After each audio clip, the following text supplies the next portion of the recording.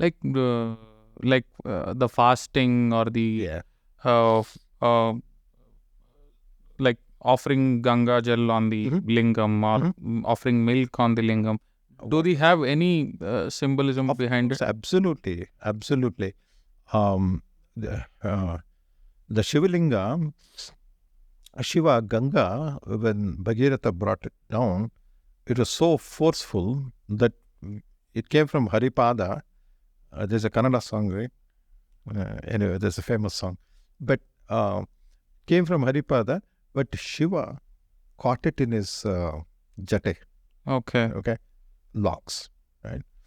That's what the story says. The thing is that it is so forceful. We cannot handle that. Like if the Vedic Jnana, that energy comes directly to your mind cannot even handle it. It is so forceful, you cannot handle it. So Shiva, Jata represents tapas. So Shiva's tapas is what is catching that forceful thing and making it trickle down to you, Okay. right? So, and since he is the one who has control over my manas, he is the one catching all that energy coming down and feeding it to me in a manner in which I can handle it and absorb it. Okay. That's one point.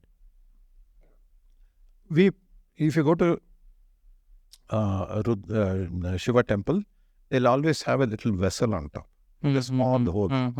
So they put water in that water keeps dripping, right, on the thing. That Ganga Jala, Ganga Jala is pure water, spiritual water. That it has to keep dripping on my mind also, not just outside on Shivalinga. Okay. Because Shiva is in charge of that, right? So my mind has to be kept clean. It should always be clean.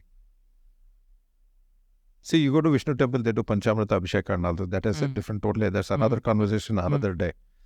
But Shivalinga, constantly there's water dripping. Okay. Because it has to be clean.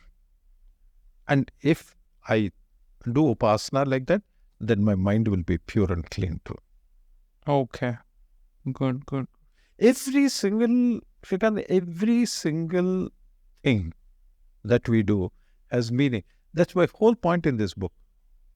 It's not a question of pouring water on Shivalinga or staying up all night. It's not about that.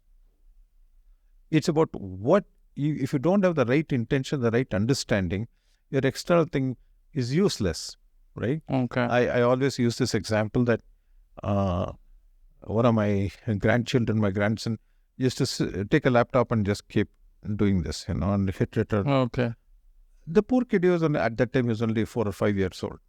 He saw his dad doing that, so he would do it. Do you think that actually accomplishes something in the computer? No.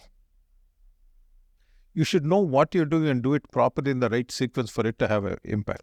Yes. Similarly, all the Vedic karma is not just randomly doing something that accomplishes nothing or very little. Okay. But when you have the jnana and with the intention you're doing it. So every time I say Om Namo Rudraya Namaha Om and I put water, I'm actually saying, hey, I'm praying to Rudra, to Shiva. I'll say, please, please, please.